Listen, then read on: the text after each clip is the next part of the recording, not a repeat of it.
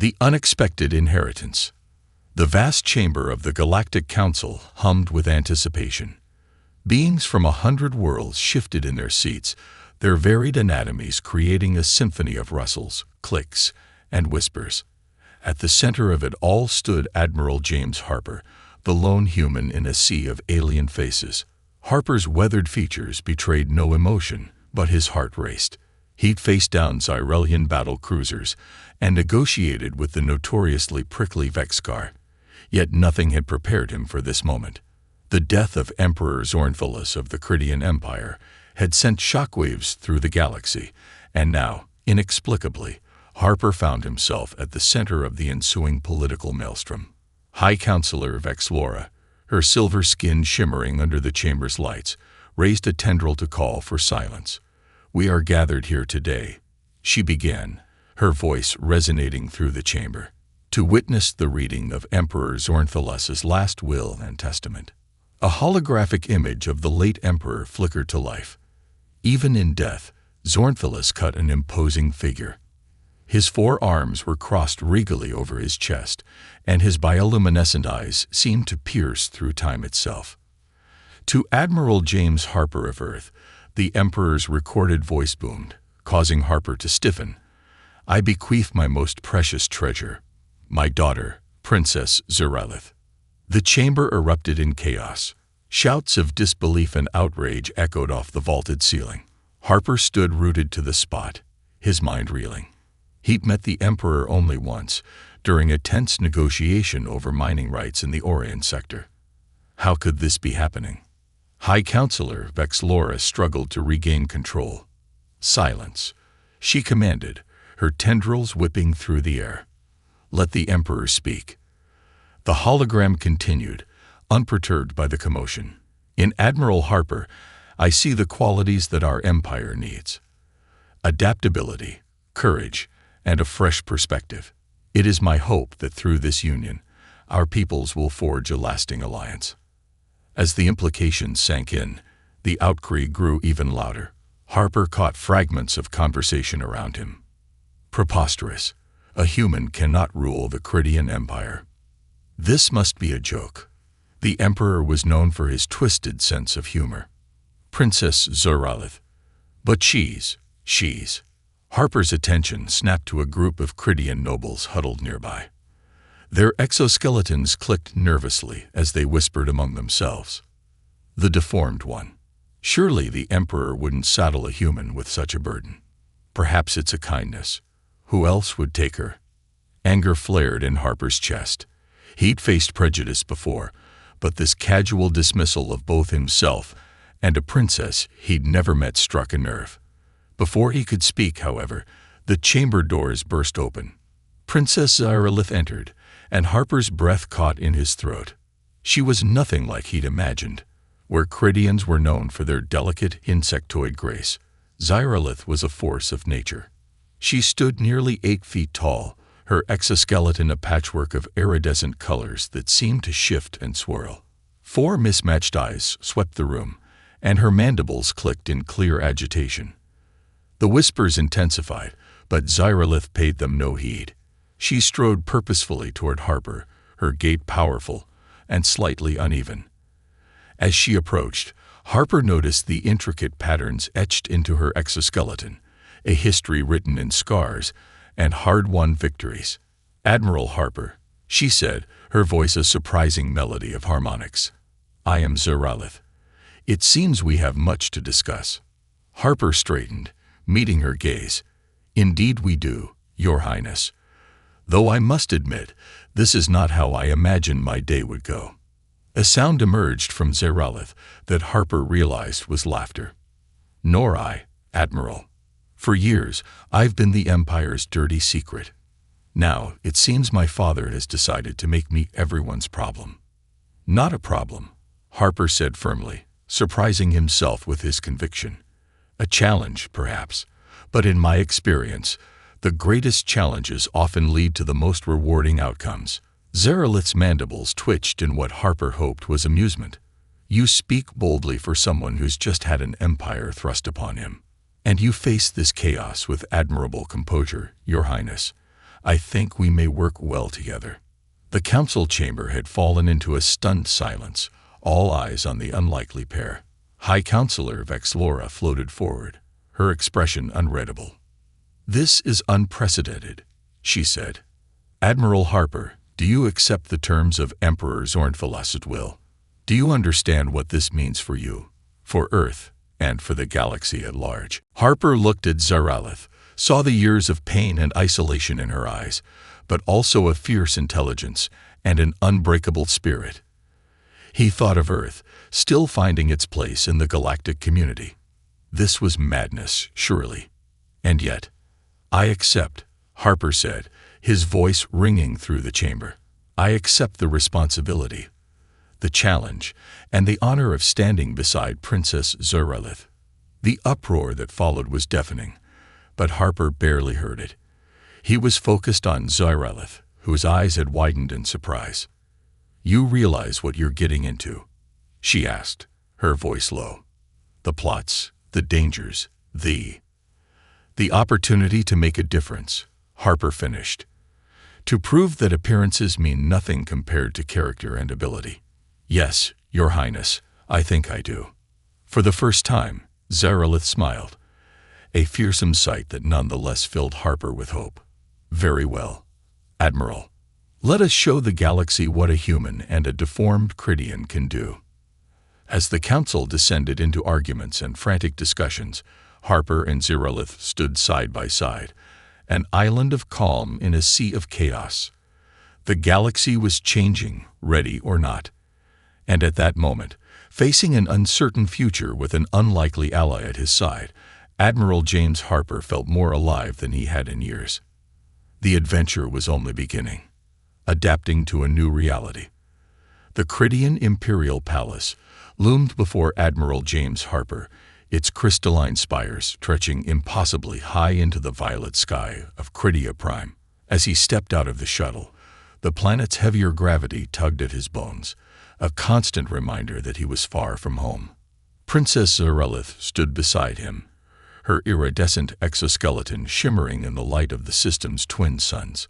"Welcome to your new home, Admiral," she said, her harmonics tinged with what Harper was learning to recognize as dry amusement. "I hope you're not afraid of heights." Harper chuckled, adjusting the cuffs of his dress uniform. After a childhood spent climbing the megascrapers of New Shanghai, this should feel downright cozy. As they walked towards the palace entrance, Harper couldn't help but notice the stares and whispers that followed them. Cridian nobles and servants alike gawked openly, their compound eyes flicking between the human admiral and their deformed princess. "You'd think they'd never seen a human before," Harper muttered. Zaralith's mandibles clicked softly. "Oh, they've seen humans, but never one who dared to walk these halls as an equal. As for me, well, let's just say I don't get out much." The grand doors of the palace swung open, revealing a cavernous entrance hall. Harper's breath caught in his throat. The entire chamber seemed to be alive, its walls pulsing with bioluminescent patterns that shifted and flowed like liquid art. A tall, slender Cridian glided forward to meet them.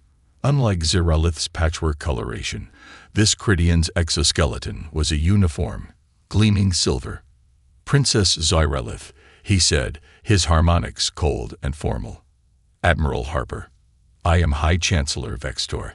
I've been tasked with acclimating you to your new roles." Harper extended his hand, then quickly withdrew it as he remembered the Cridian aversion to physical contact. "A pleasure, High Chancellor. We appreciate your guidance in these unusual circumstances." Vextor's antennae twitched. Indeed, unusual is certainly one word for it. "If you'll follow me, we have much to discuss." As they walked through the winding corridors of the palace, Harper's mind raced. He'd studied Cridian culture extensively during his diplomatic training, but being immersed in it was another matter entirely. The very air seemed to hum with an alien energy, and more than once he caught glimpses of things moving in his peripheral vision, only to find nothing when he turned to look. Zaralith noticed his unease. "The palace is semi-sentient," she explained quietly, "a living extension of the imperial will. It's adjusting to your presence. Fantastic, Harper muttered. No pressure at all. They arrived at a large chamber dominated by a holographic display of the Cridian Empire. Vextor waved a delicate limb, and the display zoomed in on a cluster of systems near the border of human space. As you can see, Vextor began, his tone clipped, the Emperor's decision has already caused significant unrest. 3 systems are threatening secession, and our long-standing rivals in the Zor Confederacy are probing our defenses, sensing weakness. Harper studied the display, his tactical mind already analyzing potential scenarios. What about Earth? Has there been any official response from the human government? Vextor's compound eyes narrowed. Your United Earth Council has expressed cautious optimism about strengthening ties with the Empire. However, they've made it clear that your actions here do not necessarily reflect their policies. In other words, Zyralith interjected, you're on your own, Admiral. Harper nodded, unsurprised. Earth was still finding its footing in galactic politics, and they couldn't afford to tie themselves too closely to what many saw as a doomed experiment. Then we'll just have to prove them wrong, he said, meeting Zyralith's mismatched eyes. All of them. Over the next few weeks, Harper threw himself into his new role with characteristic human determination. He spent long hours studying Cridian law, history, and etiquette, often working late into the night cycle. Zyralith proved to be an invaluable ally, her keen mind and insider's knowledge, helping Harper navigate the labyrinthine complexities of imperial politics. But for every step forward, there seemed to be 2 steps back. Harper's attempts to modernize certain aspects of the imperial bureaucracy were met with fierce resistance from the old guard. His suggestion to open up trade relations with smaller, neutral species was dismissed out of hand by the High Council. You must understand, Admiral, Vextor said during one particularly heated meeting, the Empire has stood for millennia. We cannot simply upend centuries of tradition on the whims of a newcomer. Harper bit back a sharp retort, reminding himself of the delicate position he was in. With all due respect, High Chancellor, it's precisely because the Empire has stood for so long that it needs to adapt. The galaxy is changing, and if we don't change with it, we'll be left behind. As the days wore on, Harper began to notice something strange. The ever-present whispers and stares that had followed him and Zyralith were slowly being replaced by something else. Curiosity. Servants who had once scurried away now lingered, watching their interactions with poorly disguised interest. Younger nobles began approaching Harper with questions about Earth and human culture. And Zyralith. Harper was constantly amazed by the princess. Despite years of isolation and ridicule, she attacked each new challenge with a fierce intelligence and dry wit that Harper found increasingly endearing. He learned that her deformities gave her unique advantages. Her larger size and reinforced exoskeleton made her a formidable warrior, while her extrasensory organs allowed her to perceive things others couldn't. One evening, as they walked through the palace gardens, Zyralith suddenly stopped, her antennae quivering. We're being watched, she said softly.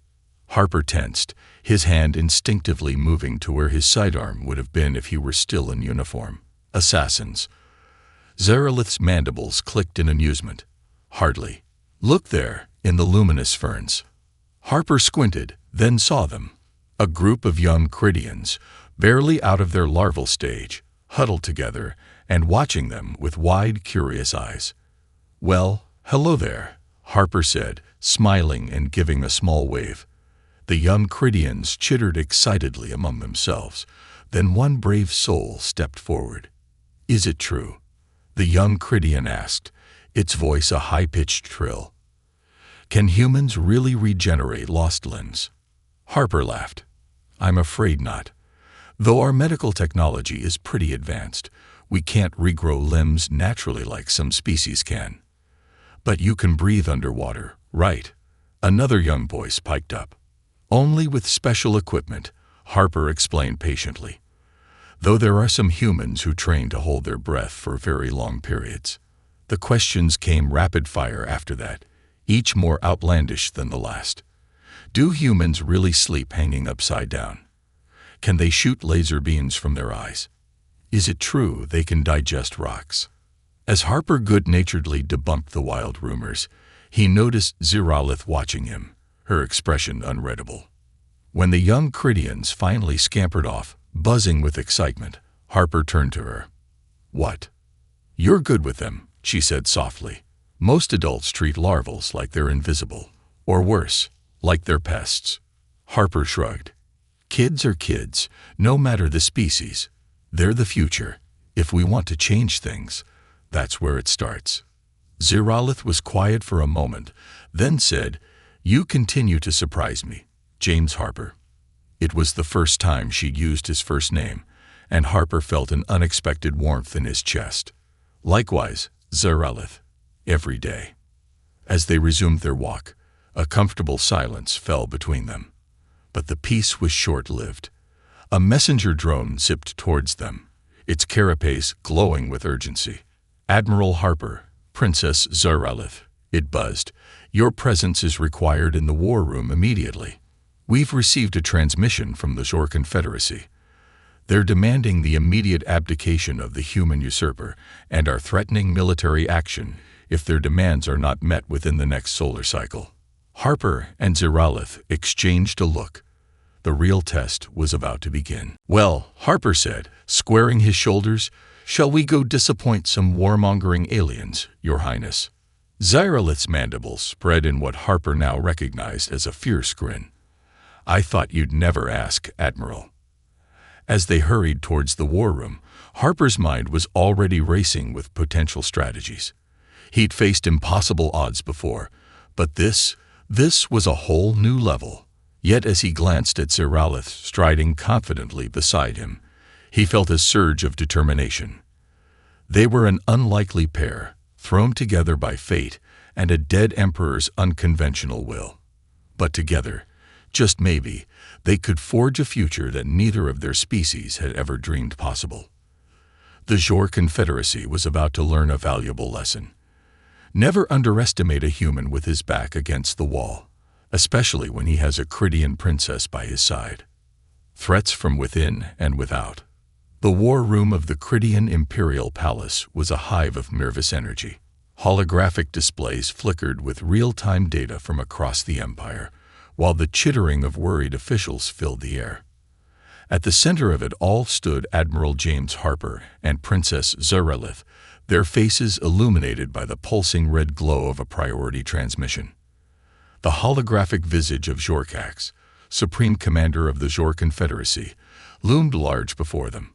His gelatinous form rippled with barely contained aggression as he spoke. "This farce has gone on long enough," Zhorkax gurgled, his translated words dripping with disdain. "The Cridian Empire cannot be ruled by a soft-skinned primate and a malformed aberration. Step down now, or face the full might of the Zhor Confederacy." Harper felt Zeralith tense beside him, but her voice remained steady as she replied. "The internal affairs of the Cridian Empire are none of your concern, Supreme Commander. Your threats are noted and dismissed." Zhorkax's amorphous features contorted in what might have been a sneer. "You have one solar cycle to reconsider. Choose wisely." The transmission cut out abruptly, leaving the war room in stunned silence. High Chancellor Vextor was the first to speak, his harmonics sharp with anxiety. "This is disaster. We must capitulate immediately. The Empire cannot withstand a full-scale Zhor invasion." "Absolutely not," Harper said firmly, turning to address the room. "Giving in to threats will only invite more aggression. We need to show strength. And how do you propose we do that, human?" A Cridian noble spat, his antennae quivering with indignation. "Our fleet is scattered. Our allies few. This is the price we pay for putting our faith in alien hands." Before Harper could respond, Zeralith stepped forward, her massive form casting a shadow over the dissenting noble.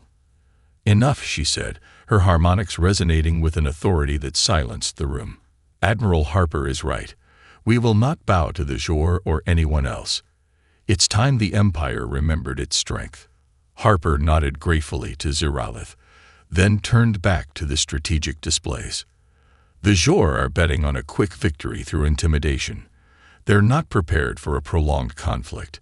If we can hold them off long enough to rally our forces and call in favors from neutral systems, we can turn this around.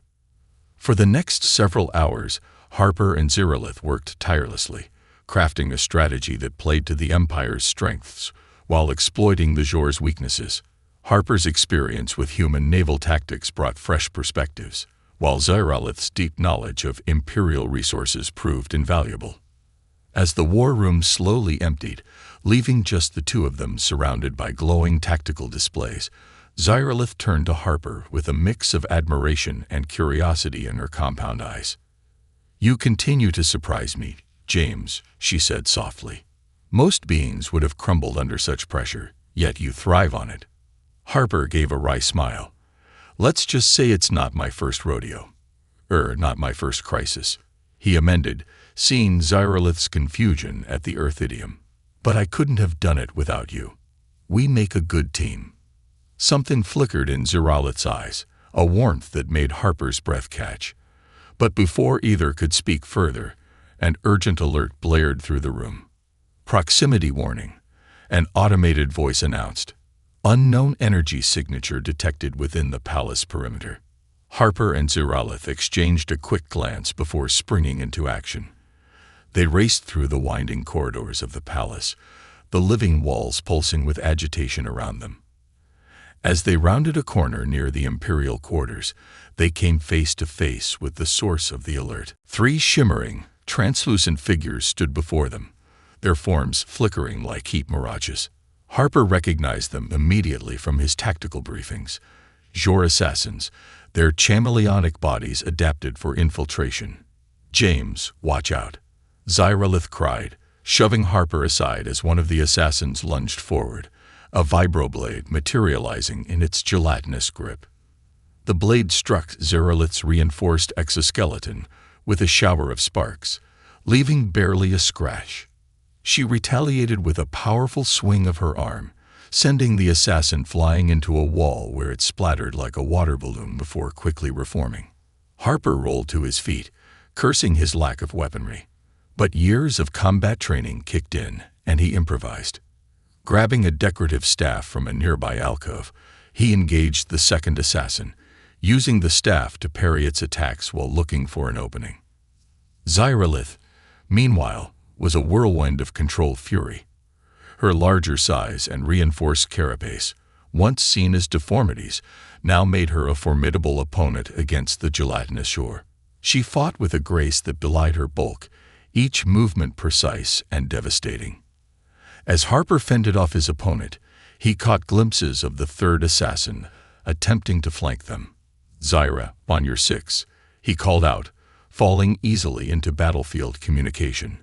Without missing a beat, Zeralith spun, her arm extending in a lightning-fast motion. A hidden mechanism in her exoskeleton activated, launching a barrage of crystalline shards that shredded through the assassin's amorphous form. Inspired, Harper changed tactics. Ducking under a swing from his opponent, he drove the end of his staff into a control panel on the wall. Sparks erupted, and a surge of energy coursed through the staff and into the Zhor assassin. The creature convulsed, its chameleonic abilities faltering as it collapsed into a quivering puddle. The last assassin, realizing it was outmatched, made a desperate lunge for Harper, but Zeralith was faster. She intercepted the Zhor mid-leap, her powerful mandibles clamping down on its midsection. With a sickening crunch, she tore the assassin in two, its gelatinous form dissipating into vapor. As the echoes of battle faded, Harper and Zeralith stood back to back, breathing heavily and scanning for any further threats. Finding none, they slowly relaxed their guard. "Are you all right?" Harper asked, turning to Zeralith with concern. She nodded, her mandibles clicking softly. "I'm fine. You?" "Never better," Harper replied with a grim smile. "Though I have to say, I'm impressed. You've been holding out on me with those fighting skills." Zeralith's antennae twitched in what Harper was learning to recognize as embarrassment. When you're seen as a monster by your own people, you learn to defend yourself. Harper's expression softened. He reached out, hesitating for just a moment before placing a hand on Zeralith's arm. You're not a monster, Zyra. You're a warrior, a leader, and a friend. For a moment, they stood there, the weight of unspoken words hanging between them. But the moment was broken by the sound of approaching guards, alerted by the commotion. As they gave orders for increased security and began the process of damage control, a troubling realization settled over Harper. The Zhor shouldn't have been able to penetrate our defenses so easily, he muttered. Someone on the inside must have helped them. Zyralith's eyes narrowed. Agreed. It seems we're facing threats from within, as well as without. Over the next few days, as they prepared for the looming confrontation with the Zhor Confederacy, Harper and Zeralith also began a quiet investigation into potential traitors within the imperial court. Trust became a precious commodity, with the two of them relying increasingly on each other as suspicion clouded every interaction. Their search led them through a labyrinth of political intrigue and centuries-old grudges. They uncovered a web of conspiracy that stretched from lowly servants to high-ranking nobles, all united in their desire to see the human usurper and the deformed princess removed from power. At the center of it all was a shocking discovery. High Chancellor Vextor himself was implicated, his communications with the Zhor Confederacy revealing a plot to destabilize the empire from within. As Harper and Zeralith stood in a secret chamber, poring over the damning evidence, the weight of their situation pressed down on them. "We can't trust anyone," Harper said, running a hand through his hair in frustration. "How are we supposed to fight a war when our own people are sabotaging us at every turn?" Zeralith was quiet for a moment, her compound eyes reflecting the glow of the data screens. When she spoke, her voice was filled with a determination that made Harper's heart swell with admiration. "We trust each other," she said simply. "You and I, James. We may not have asked for this, but we're all the Empire has. And I, for one, am not going to let it fall. Not to the Zhor, and not to traitors who would sell out their own people." Harper looked at Zeralith, really looked at her. In that moment, he didn't see an alien princess or a deformed Credian. He saw a leader, a partner, and something more that he wasn't quite ready to name. "You're right," he said, straightening up with renewed purpose. "We've got an empire to save and some conspirators to expose. Shall we give them a show they'll never forget, Your Highness?"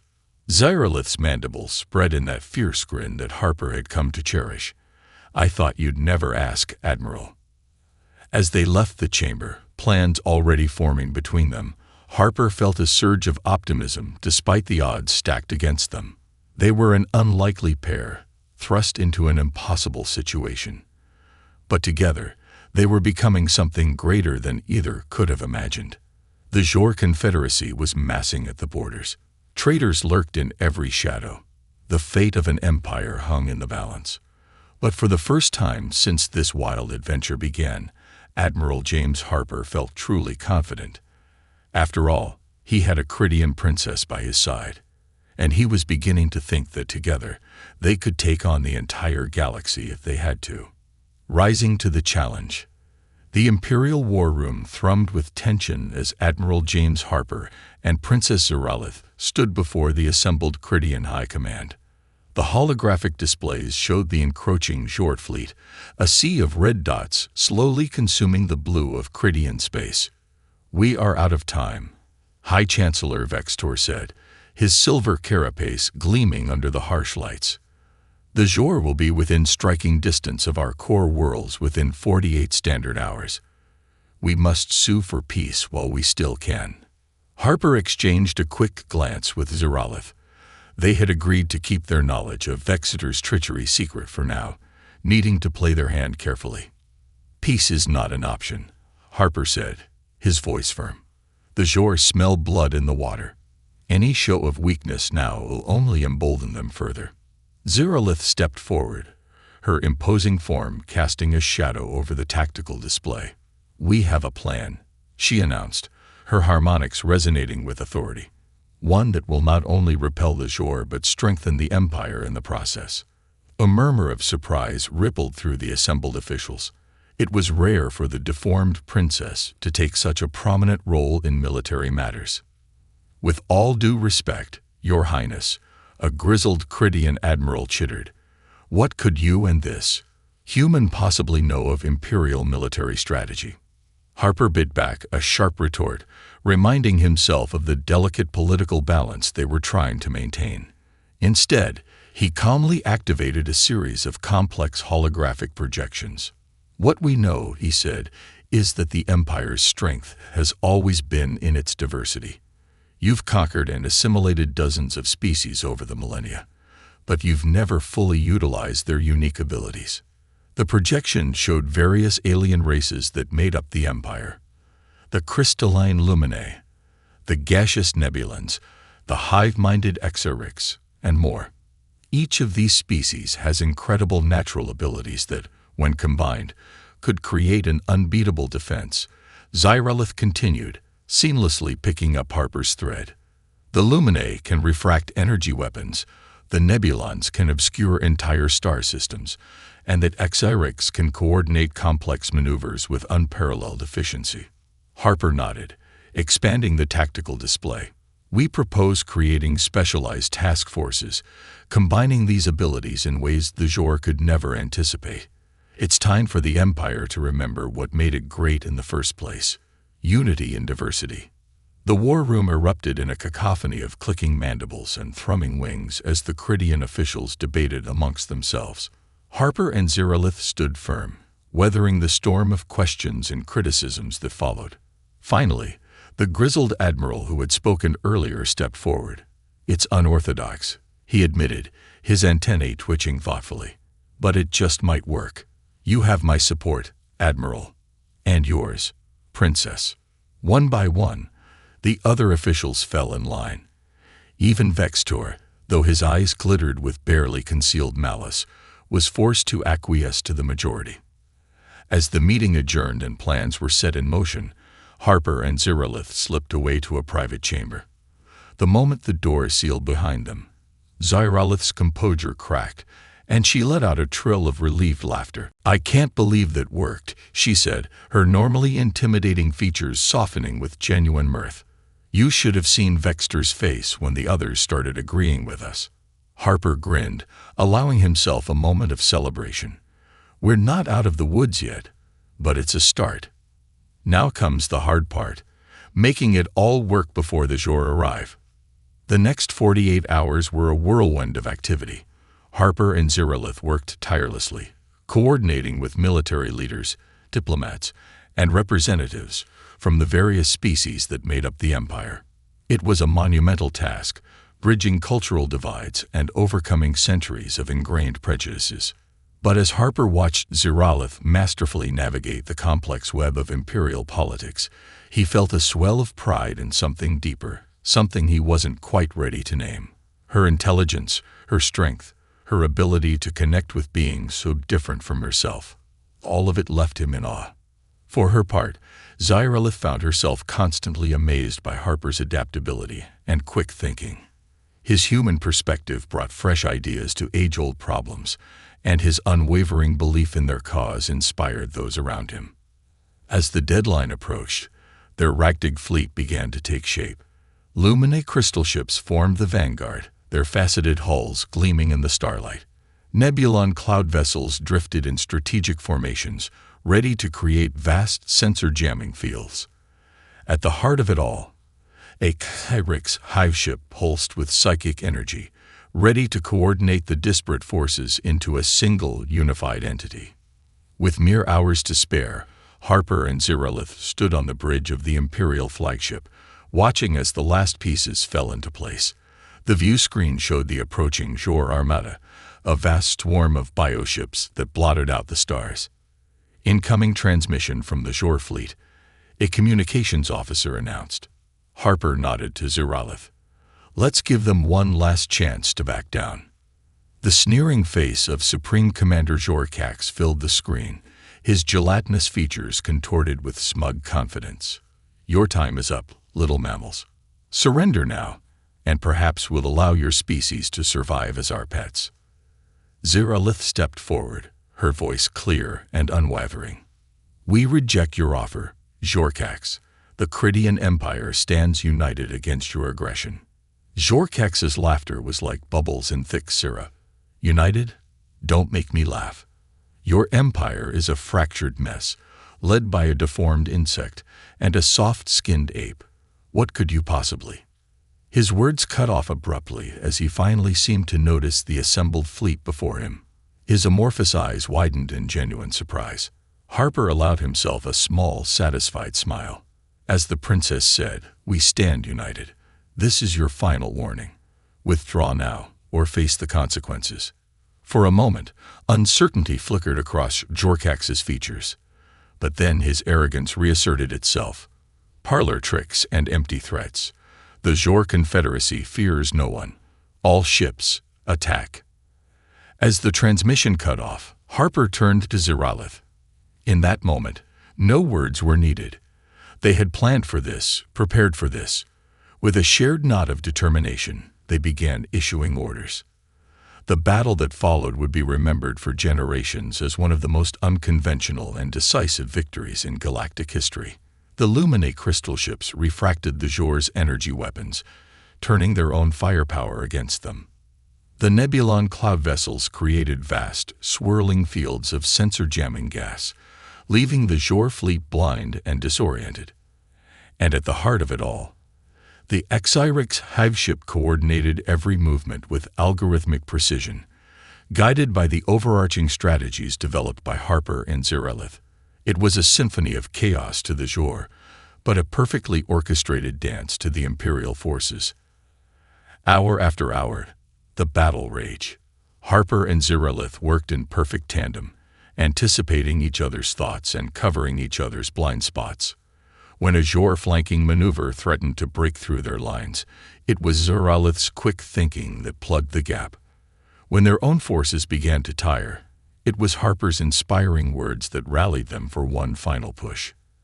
As the tide of battle turned decisively in their favor, Harper allowed himself a moment to really look at Zeralith. Her exoskeleton was scuffed and scored from a near miss earlier in the fight. Her compound eyes gleamed with fierce intelligence, and her mandibles were set in a determined line. In that moment, Harper realized that he had never seen anyone or anything more beautiful in his life. Zeralith, feeling his gaze, turned to him. "What is it?" she asked, her harmonics tinged with concern. "Have you spotted a new threat?" Harper shook his head, a soft smile playing at his lips. "No threat. I'm glad you're here with me, Zyra. There's no one I'd rather face this with." Something softened in Zeralith's expression, a warmth that made Harper's heart race. But before either of them could speak further, a triumphant cry went up from the bridge crew. "The Jor flagship is retreating. Their fleet is in disarray." Sure enough, the view screen showed the massive Jor bioships turning tail, their once orderly formation now a chaotic scramble for faster-than-light vectors. At the center of it all, Supreme Commander Jorkax's personal vessel fled like a coward, leaving his forces to fend for themselves. A cheer erupted across the Imperial fleet, the combined voices of a dozen species rising in victorious harmony. Harper and Zeralith found themselves swept up in the celebration, crew members of all shapes and sizes congratulating them, touching them in gestures of respect that would have been unthinkable mere days ago. As the euphoria began to settle, Harper turned to Zeralith with a grin. "Well, Your Highness, I'd say that was a successful first date.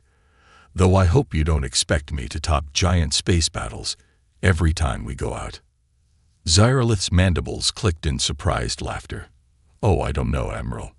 I'm starting to have some pretty high expectations where you're concerned." Their eyes met, and for a moment, the rest of the universe seemed to fade away.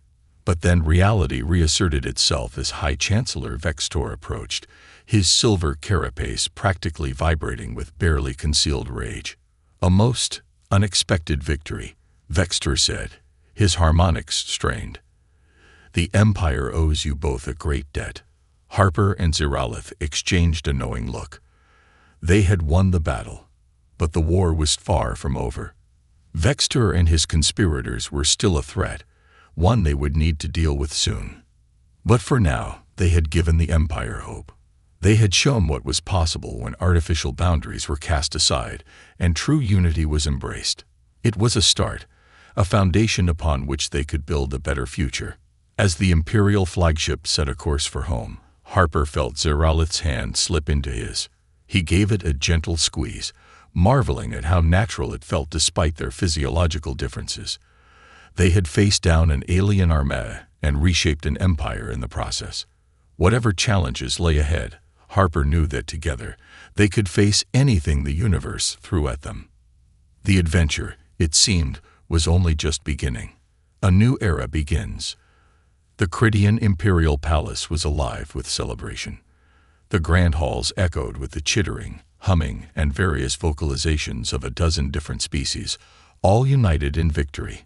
Holographic displays showed scenes of jubilation from across the empire, as news of their triumph over the Zhor Confederacy spread.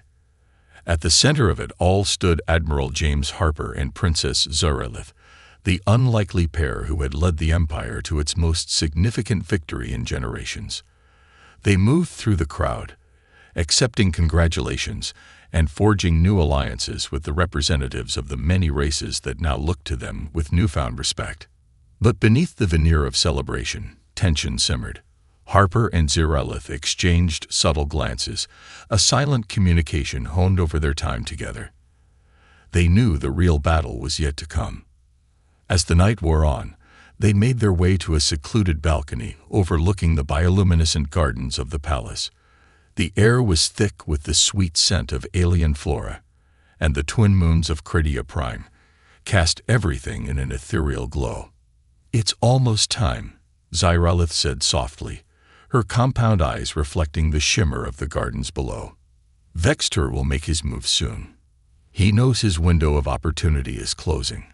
Harper nodded, his hand unconsciously moving to rest on Zeralith's arm. The gesture, once so foreign, now felt as natural as breathing. "We've gathered all the evidence. The moment he acts, we'll be ready." Zeralith turned to face him, her expression unreadable to most, but Harper had learned to see the nuances in her alien features. There was worry there, and something deeper. "James," she began, her harmonics thrumming with emotion, "whatever happens next, I want you to know." But her words were cut short by a sudden commotion from the grand hall.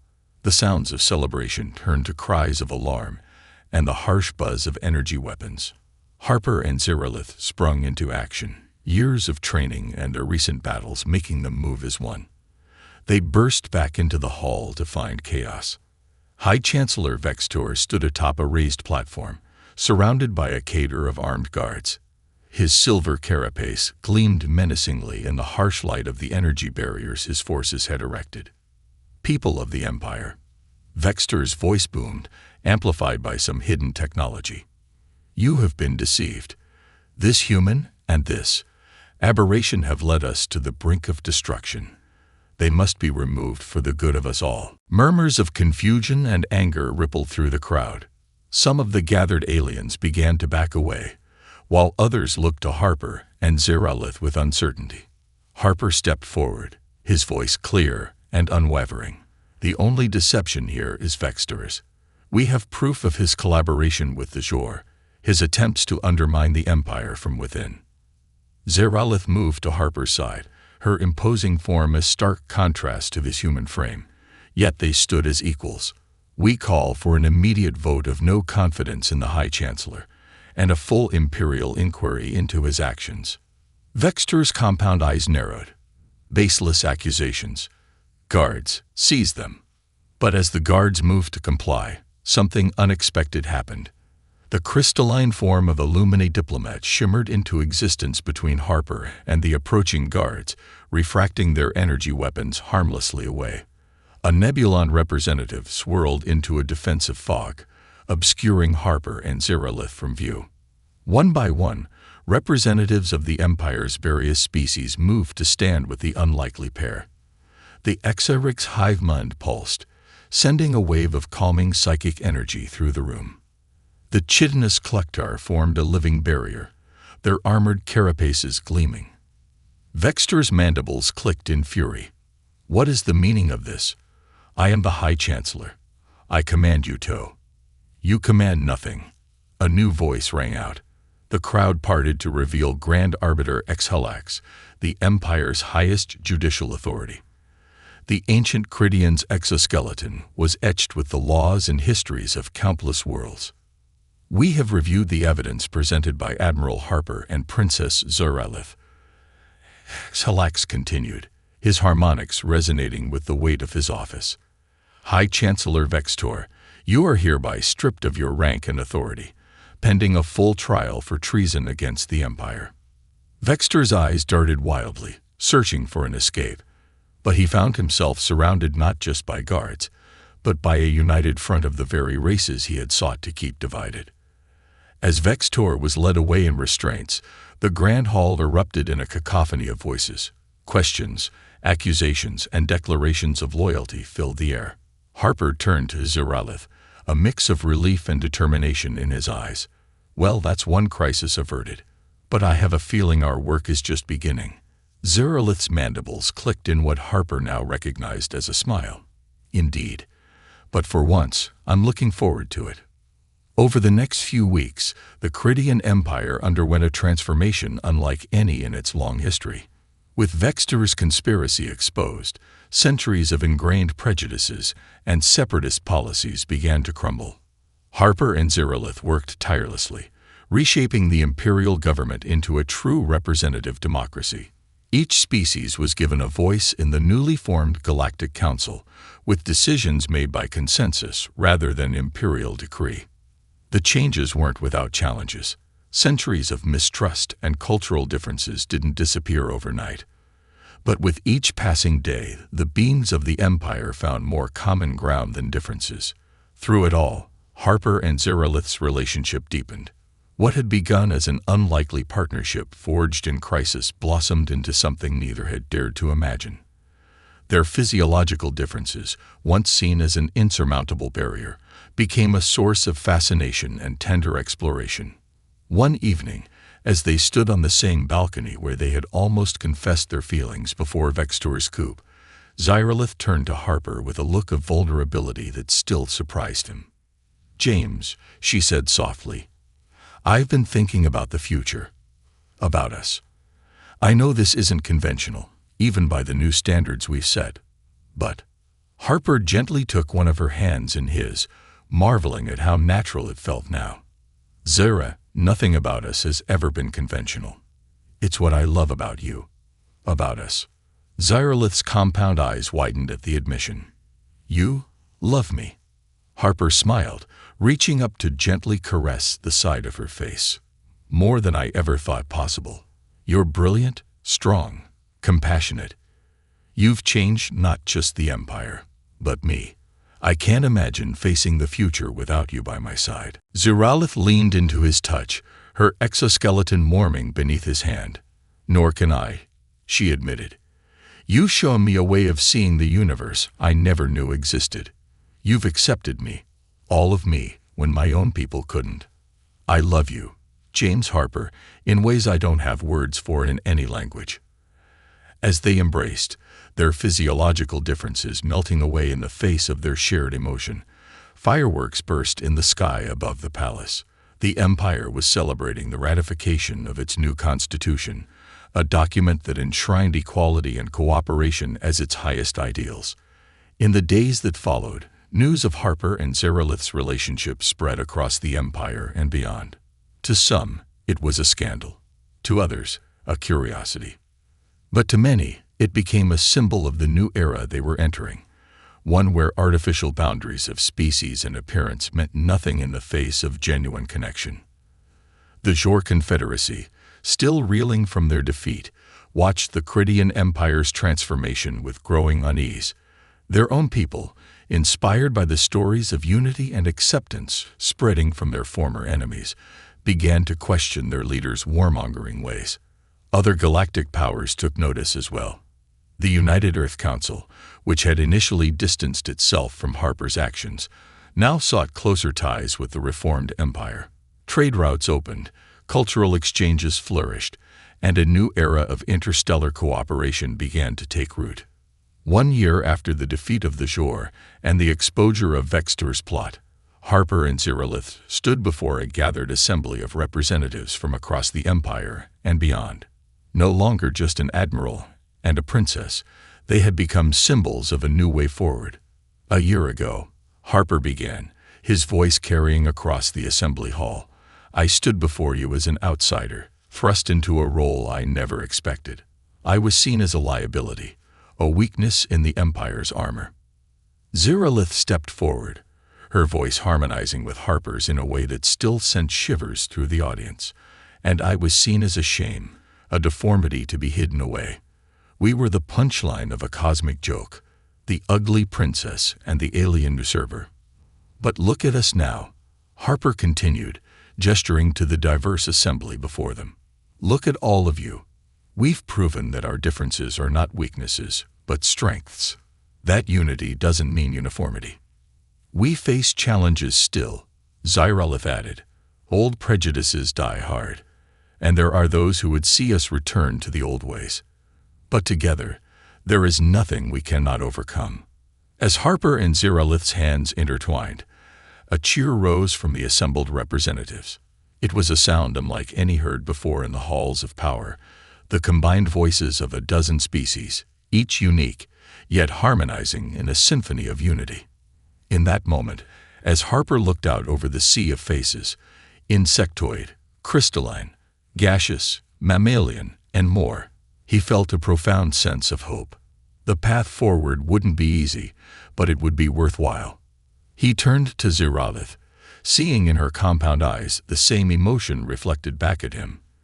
They had started this journey as reluctant allies, thrust together by a dead emperor's unconventional will. They would continue it as partners, leaders, and lovers, bound by a shared vision of a better future for all. As the assembly hall erupted into discussion and planning for the challenges ahead, Harper and Zeralith shared a private smile.